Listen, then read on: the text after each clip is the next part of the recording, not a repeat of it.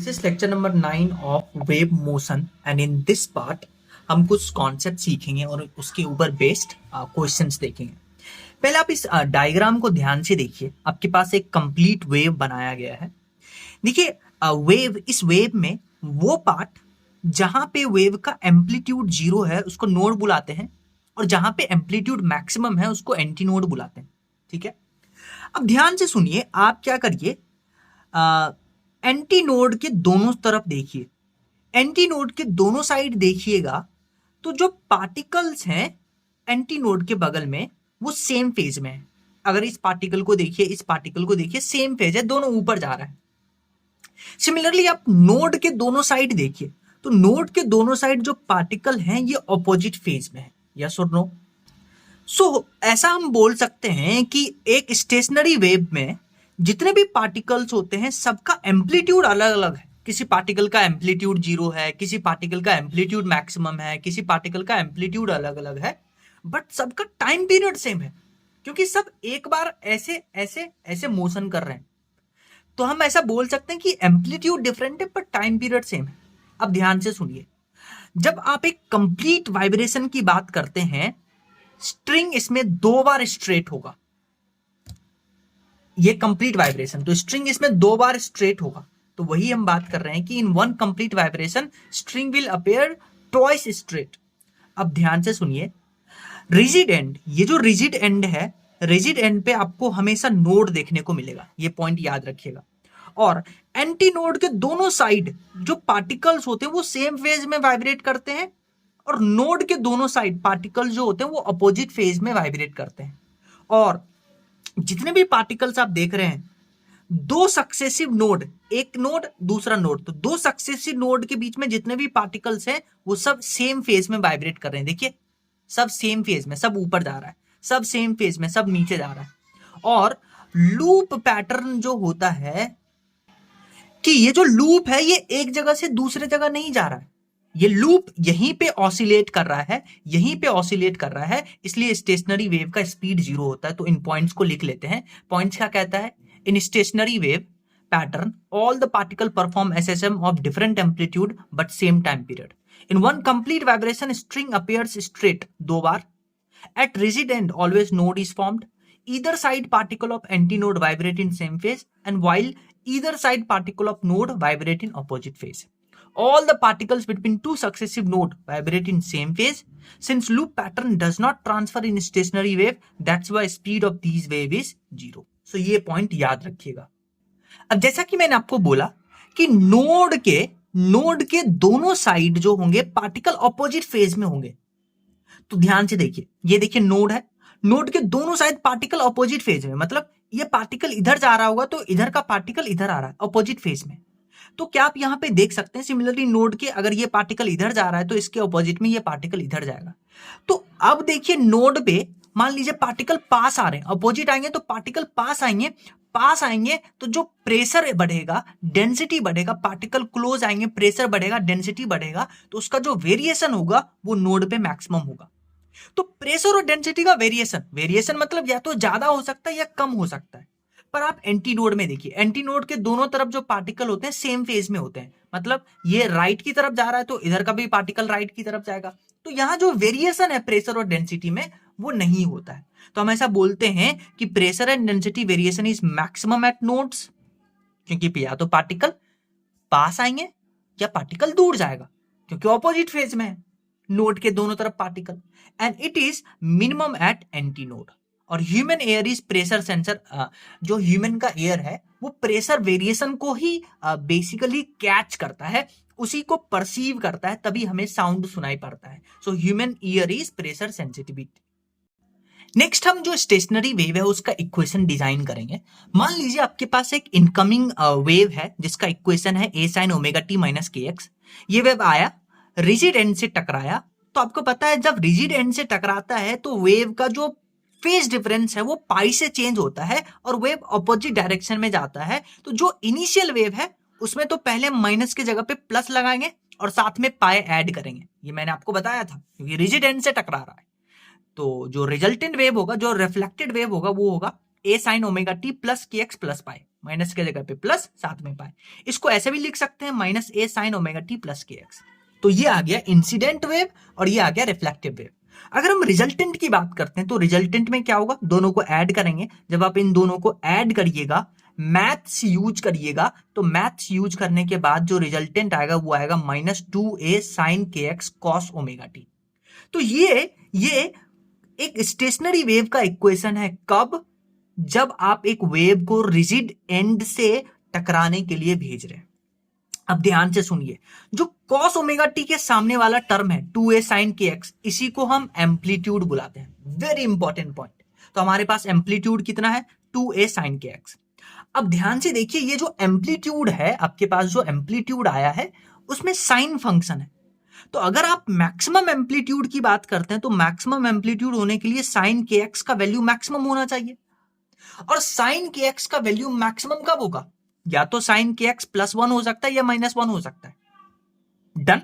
अगर साइन के एक्स +1 या -1 हो तभी एम्पलीट्यूड मैक्सिमम होगा। यानी हम बात करते हैं कि के एक्स का क्या वैल्यू हो कि साइन का वैल्यू 1 आएगा। तो आपको पता है साइन 90 जो होता है वो 1 के बराबर होता है। साइन 90 मतलब यानी π/2, यानी के एक्स का वैल्यू होना चाहिए π/2, इसी के मल्टीपल में, ऑड मल्टीपल में, π/2, 3π/2, 5π/2। इस पर साइन का वैल्यू मैक्सिमम आएगा, और अगर साइन का वैल्यू मैक्सिमम आएगा तो एम्पलीट्यूड मैक्सिमम आएगा। डन। तो हम बात करने जा रहे हैं वो कौन सा पोजीशन है जहां पे एम्पलीट्यूड मैक्सिमम आता है। आपको पता है जहां पे एम्पलीट्यूड मैक्सिमम आता है वहां पे एंटी नोड बनता है। नहीं भी पता है आपको, याद रखिएगा कि मैक्सिमम जहां पे एम्पलीट्यूड होगा वहां एंटी नोड बनेगा। तो हम यही बात करने जा रहे हैं कि पोजीशन ऑफ एंटी नोड कब, जब आप एक वेव को रिजिड एंड से टकराते हैं। तो आइए बात करते हैं पोजीशन।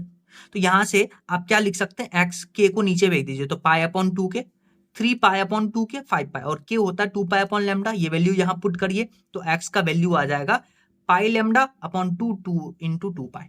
डन। तो यहां से देखिए पाई खत्म, तो एक्स का पोजीशन आ गया λ/4 3λ/4। ये एक्स का वैल्यू λ/4 3λ/4 क्या बता रहा है, हाँ, ये वो पोजीशन बता रहा है जहां पे एम्पलीट्यूड मैक्सिमम होगा और वहां पे एंटी नोड बनेगा।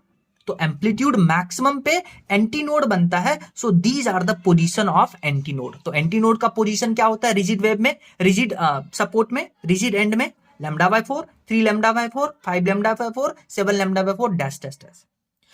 वहीं पे अगर हम बात करते हैं मिनिमम एम्पलीट्यूड की, मिनिमम एम्पलीट्यूड का मतलब, हाँ, मिनिमम एम्पलीट्यूड जहां पे आपको नोड्स बनता हुआ दिखेगा। तो मिनिमम एम्पलीट्यूड होने के लिए साइन के एक्स का वैल्यू 0 होना चाहिए, क्योंकि साइन का वैल्यू मैक्सिमम होता है साइन 90 पे, यानी कि 1, और मिनिमम 0 होगा। तो यानी के एक्स का वैल्यू 0 या पाई या 2 पाई, इसी के सीक्वेंस में। तो अगेन आप यहां पे एक्स लिखिएगा, के जगह पे 2π/λ रखिएगा, तो एक्स का यानी वो पोजीशन आएगा जहां पे आपको नोड बनता हुआ दिखेगा, क्योंकि नोड पे एम्पलीट्यूड मिनिमम होता है। तो वो पोजीशन हो गया 0 λ/2 λ। तो ये वो पोजीशन है जहां पे आपको नोड्स बनता हुआ दिखेगा। तो ये पोजीशन आपको याद होना चाहिए। नेक्स्ट हम बात करेंगे फ्री एंड के बारे में। देखिए फ्री एंड में क्या होता है, जब एक वेव जाता है फ्री एंड से टकराता है तो वेव जिस डायरेक्शन में गया था सेम उसी फेज में लौटता है, यानी फेज डिफरेंस यहां 0 होता है। अगर रिजिड एंड है तो फेज डिफरेंस वहां पाई का होता है। तो अगर ये इंसिडेंट वेव है ए sine omega T minus K x, तो आप क्या करिएगा, सिर्फ माइनस के जगह पे प्लस लिख दीजिएगा। यहां कोई भी फेज डिफरेंस ऐड नहीं होगा, क्योंकि वेव जैसे गया था वैसे वापस आया है। तो रिजल्टेंट जब इसको हम ऐड करेंगे तो मैथ यूज करके आपके पास जो रिजल्टेंट वेव का इक्वेशन आएगा वो आएगा 2a cos kx sin omega T. Rigid end में क्या था, मैं आपको वापस से बता दूं, रिजिड एंड में आपके पास था y रिजल्टेंट था आपके पास -2a sin kx cos omega T. Free and में क्या है, 2a cos kx sin omega T. अब आप ध्यान से देखिए, कॉस के सामने ये जो टर्म था उसको आप एम्पलीट्यूड बुलाते हैं। सिमिलरली साइन के सामने ये जो टर्म होगा उसको आप एम्पलीट्यूड बुलाइएगा। अगेन मैक्सिमम एम्पलीट्यूड मतलब एंटी नोड का पोजीशन निकालना होगा। तो जो यहां पे मैक्सिमम एम्पलीट्यूड में पोजीशन आ रहा था वो इसका उल्टा आएगा, क्योंकि जब आप रिजिड एंड में मैक्सिमम एंटी नोड का पोजीशन चेक कर रहे थे तो एंटी नोड का पोजीशन आ रहा था बेसिकली λ/4 3λ/4 5λ/4, ये एंटी नोड का पोजीशन था। नोड का पोजीशन आपके पास था रिजिड एंड में, नोड का पोजीशन था आपके पास 0 λ/2 लैम्डा, ये पोजीशन था।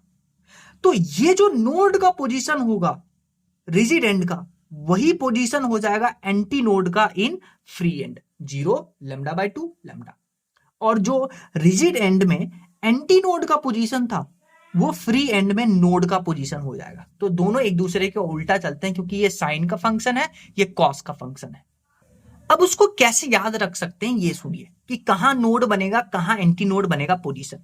तो आप क्या करिए, इस लैम्डा को 4 पार्ट में डिवाइड कर दीजिए, 0 λ/4 λ/2 3 λ/4 लैम्डा, 4 पार्ट में आपने डिवाइड कर दिया। फिर आप रिजिड एंड लिखिए, फ्री एंड लिखिए।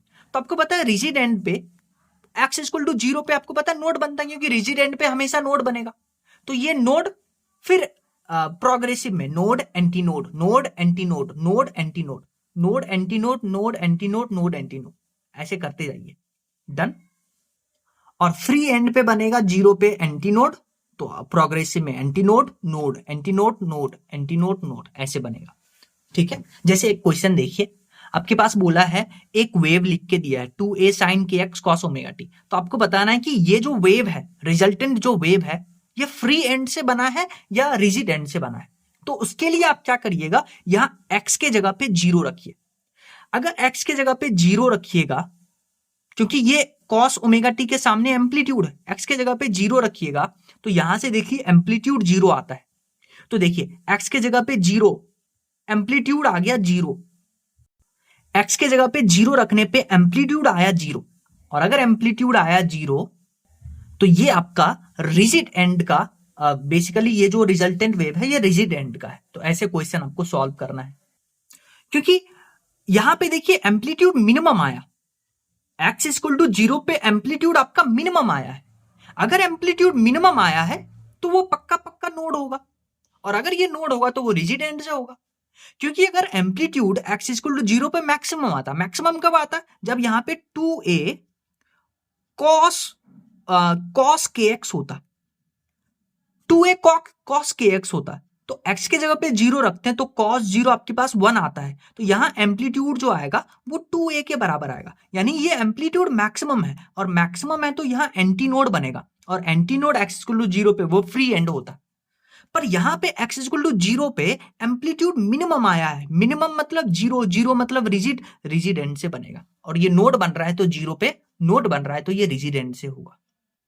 अब देखिए हमने जो अभी बेसिकली स्टेशनरी वेव का जो इक्वेशन बनाया था, वो बनाया था अगर इंसिडेंस वेव लेते हैं a sin omega t minus K x. लेकिन क्या हो कि अगर हम cos का फंक्शन ले, तो cos का फंक्शन अगर रिजिड एंड से हम टकराएंगे, तो टकराने के बाद क्या होगा, यहां प्लस साथ में पाए आएगा रिजिड एंड में। तो देखिए a cos omega t plus K X plus पाए, इन दोनों को ऐड करेंगे, मैथ लगाएंगे, तो आपके पास रिजल्टेंट जो आएगा वो आ जाएगा 2a sin kx omega t। Done.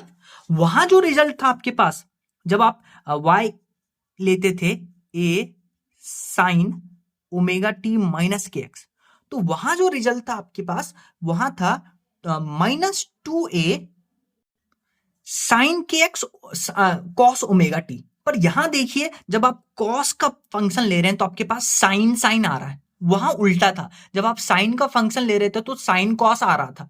पर जैसे ही आप कॉस का फंक्शन लीजिएगा तो आपके पास जो रिजल्टेंट आएगा, या तो उसमें साइन साइन फंक्शन आएगा या कॉस कॉस फंक्शन आएगा, अगर आप फ्री एंड से टकरा रहे हैं। डन। तो आपको पहचानना है कि कौन सा कॉस फंक्शन है। कैसे पहचानेंगे, अगर आपको रिजल्टेंट में साइन साइन फंक्शन दिखा या कॉस कॉस फंक्शन दिखा, तो आप तुरंत पहचान लीजिएगा कि जो इंसिडेंट वेव है उसका इक्वेशन होगा कॉस के फंक्शन में। जैसे आप इस क्वेश्चन को देखिए, आपके पास बोला है इंसिडेंट वेव का इक्वेशन गिवन है a cos kx minus omega T. Done. अब देखिए ये जो इंसिडेंट वेव है ये स्टेशनरी वेव के जैसा नहीं है, क्योंकि हम जो स्टेशनरी वेव पढ़ के आते थे उसका इक्वेशन होता था a cos omega T minus K x, ये इक्वेशन होता था। पर यहां देखिए इक्वेशन अलग है, तो आप क्या करिए, इस इक्वेशन में माइनस कॉमन लीजिए। तो माइनस कॉमन लीजिएगा तो आपके पास आ जाएगा omega T minus K X. Done. अच्छा देखिए कॉस, इसको पूरा थीटा बोलिए, तो cos minus theta, cos minus theta cos theta के बराबर आता है, तो मैथ के हेल्प से हम इस इक्वेशन को ऐसे लिख सकते हैं a cos omega t minus K x. तो अब हमने क्या किया, जो आपके पास क्वेश्चन में इक्वेशन गिवन था उसको हमने इस फॉर्म में कन्वर्ट कर लिया। डन।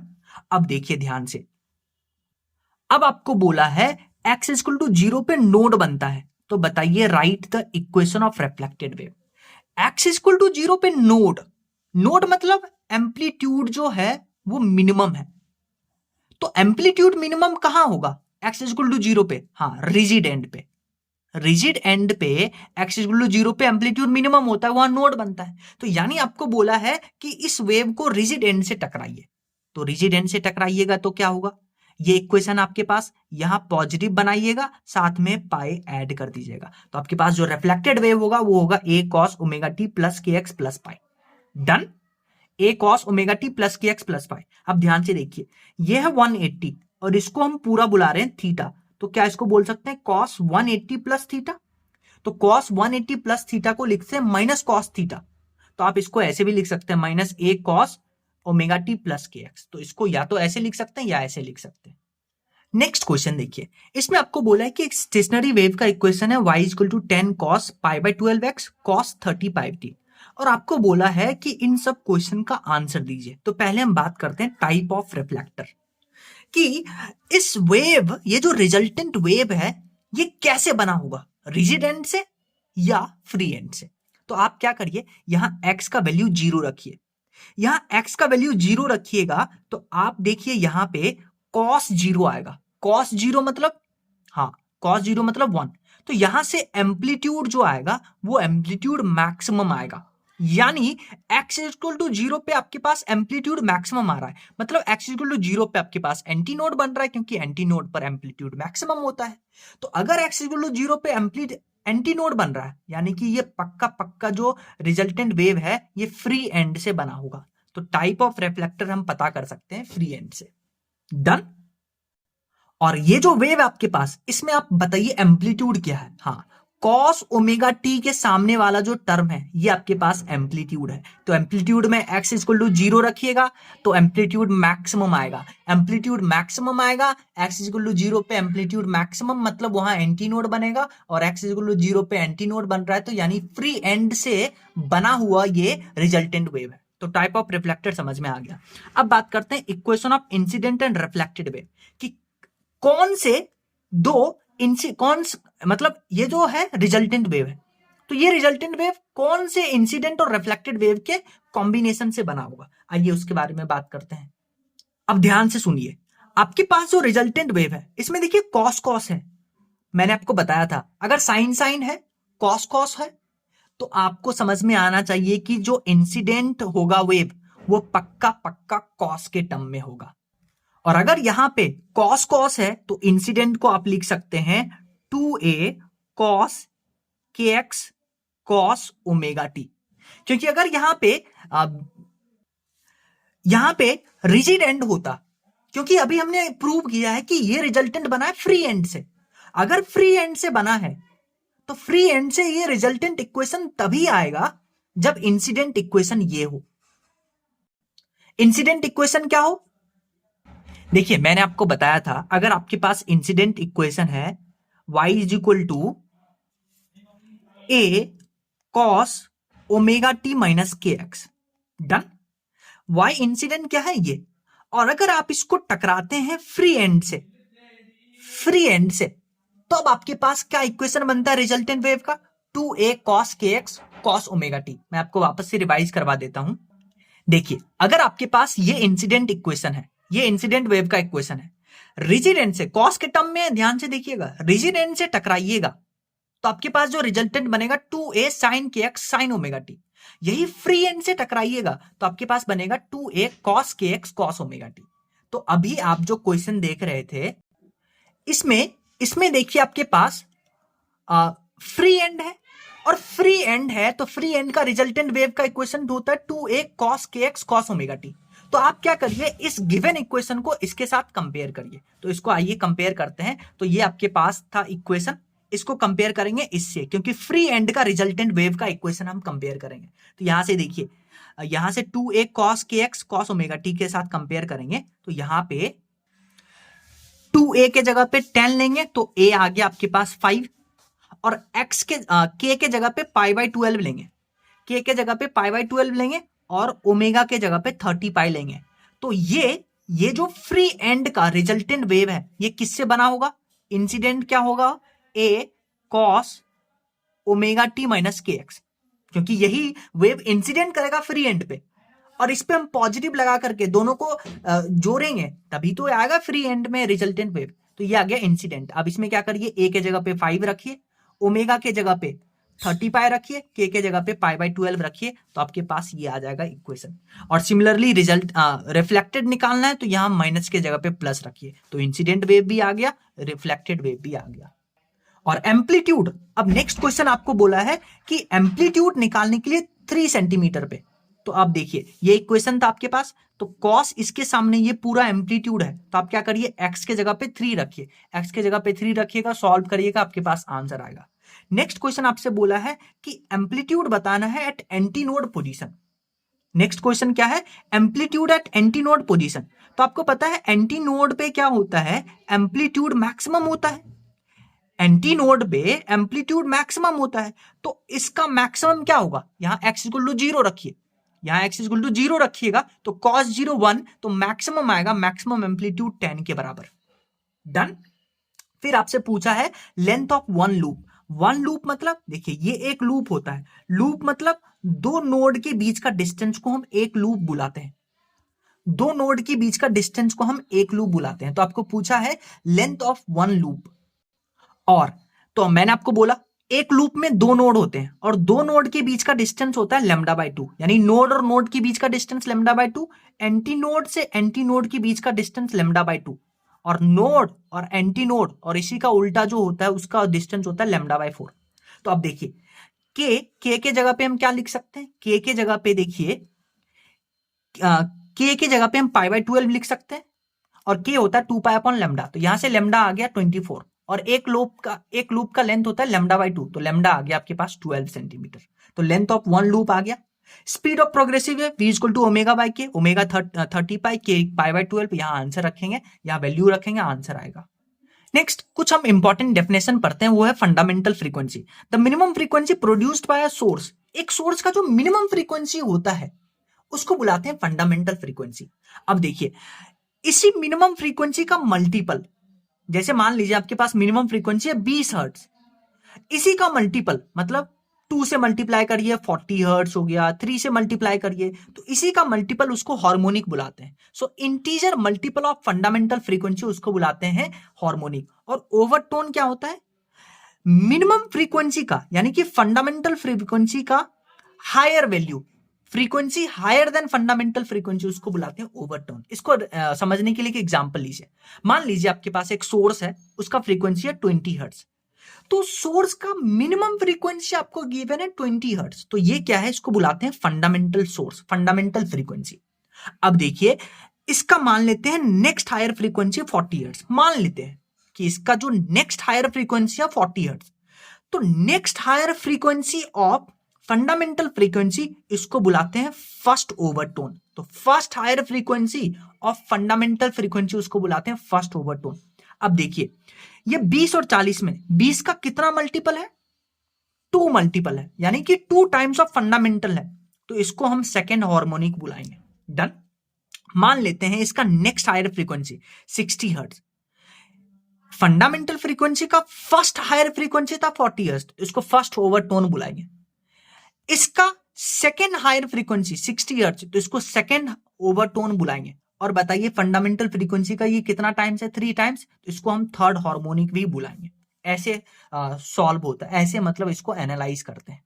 अब हम बात करते हैं कि एक रोप में कैसे वेव बनता है, उसके रिलेटेड हम सारा टर्म्स डिस्कस करते हैं। मान लेते हैं एक रोप में हम मिनिमम बात करते हैं, ये 2 क्लैंप लगाए हैं, तो जहां पे क्लैंप है उसको नोड बुलाएंगे, और रोप का लेंथ है L, तो नोड और नोड के बीच का डिस्टेंस होता है लैम्डा बाय 2, तो लैम्डा बाय 2 किसके बराबर हो गया? L के बराबर, तो यहां लैम्डा आ गया 2L के बराबर। V equal to N lambda होता है, तो पहला जो फ्रीक्वेंसी यहां से डेवलप होगा v अपॉन लेमडा, लेमडा के जगह पे रखेंगे 2l, तो पहला फ्रीक्वेंसी आ गया v अपॉन 2l, इसको फंडामेंटल फ्रीक्वेंसी बुलाएंगे।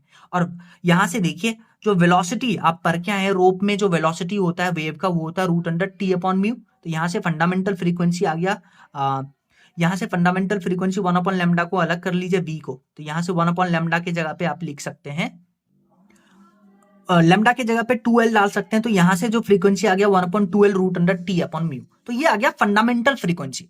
और फंडामेंटल फ्रीक्वेंसी यानी कि यहां 0th overtone first harmonic. Done, क्योंकि ये जो फंडामेंटल फ्रीक्वेंसी है 1 टाइम्स है फंडामेंटल फ्रीक्वेंसी, तो ये फर्स्ट हार्मोनिक हो गया और 0th ओवरटोन। सिमिलरली एक और क्लैंप लगाते हैं, तो जैसे ही यहां पे क्लैंप लगाइएगा, अब देखिए ध्यान से, एक और देखिए, इसको हम एक लूप बुलाते हैं, इसको हम एक लूप बुलाते हैं, नोड और नोड के बीच का इसको एक लूप बुलाते हैं, और नोड के बीच का डिस्टेंस होता है λ/2। जैसे सिमिलरली हम एक और क्लैंप लगाते हैं, एक और क्लैंप लगाएंगे तो यहां 2 लूप बनेगा। डन, अब 2 लूप बनेगा, एक लूप का डिस्टेंस होता है λ/2, तो 2 लूप का डिस्टेंस λ/2, तो यहां पे दोनों को ऐड करेंगे तो टोटल लेंथ जो होगा लैम्डा के बराबर हो जाएगा, क्योंकि λ/2 प्लस λ/2 लैम्डा के बराबर।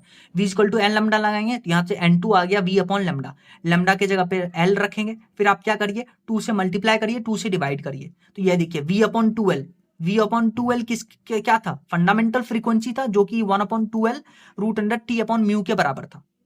देखिए तो यहां से n2 आ गया 2/2l, 2/v/2l के जगह पे ये रखिए, तो 2/2l root under T upon mu. अब ध्यान से देखिए ये क्या है, हाँ फंडामेंटल का नेक्स्ट हायर फ्रीक्वेंसी है, तो इसको बुलाएंगे फर्स्ट ओवरटोन। और फंडामेंटल का ये ट्वाइस है, क्योंकि फंडामेंटल में आप क्या लिखे थे, फंडामेंटल में ये देखिए ये था फंडामेंटल, तो इसी का ट्वाइस है, तो ये सेकेंड हार्मोनिक हो गया। अब ध्यान से देखिए यहां एक लूप था, तो यहां फ्रीक्वेंसी में 1 आ रहा था, यहां 2 लूप है, तो यहां फ्रीक्वेंसी के फॉर्मूले में 2 आ रहा है। तो अगर मान लेते हैं आपके पास 50 लूप है, तो 50 लूप का जो फ्रीक्वेंसी आ जाएगा यहां 50/2l root under T by mu आ जाएगा।